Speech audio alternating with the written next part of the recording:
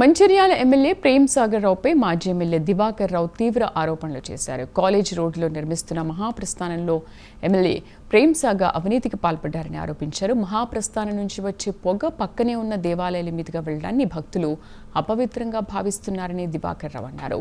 భవిష్యత్తులో బీఆర్ఎస్ ప్రభుత్వ హయాంలోనే మంచిర్యాల అంతర్గాం గోదావరి బ్రిడ్జిని నిర్మిస్తామని మాజీ ఎమ్మెల్యే దివాకర్ రావు చెప్పారు.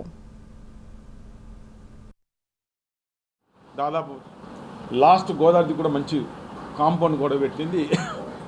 1,20,00,000 దానికి మేము కొనుగోలుకు చేయడం జరిగింది. మేము మీటింగ్ పెడితేనే స్వచ్ఛందంగా ఎవరికి ఏ రకంగా మేము బలవంతం చేయకుండా దాదాపు 90 లక్షల రూపాయలు ఆనాడు ఆ భూమి కోసం వసూలు కావడం జరిగింది.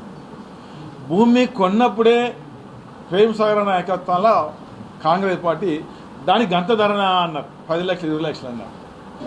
నీరు వచ్చినప్పుడు పోయి నీళ్ళలో కడుతుందని కాంగ్రెస్ పోయి అక్కడ జెండాలు పెట్టుకుని అక్కడ చూపెట్టారు. శ్మశాన వాటిక అక్కడ క్రిమేషన్ అవుతే అక్కడ బాడీ కానీ దాని పొగ కానీ ఇరుకు రాని సందర్భాలు అక్కడ మనం సెలెక్ట్ చేయడం జరిగింది. ఇలా కట్టేది ఎక్కడ ఆ మహానుభావుడు కట్టి మేము కాపాడిన భూమిలో కడుతుంది కదా. అంటే దివాకర్ కట్టిన కాడ కట్టద్దు, దివాకర్ పేరు రావద్దని ఆలోచించే వ్యక్తి ఇలా కట్టేది భూదాన భూమి మేము కాపాడిన భూమిలో కడుతుంది. అక్కడ ఎందుకు కట్టమంటున్నాం?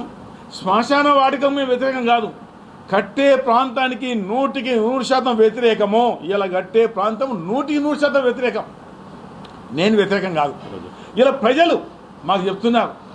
దాని వివరంగా పోతే భూదాన్ భూమిలో కడుతుంది. అక్కడ ఎప్పుడైతే శవాలను కాల్చిన తర్వాత ఎక్కడ పోతుందండి పొగ?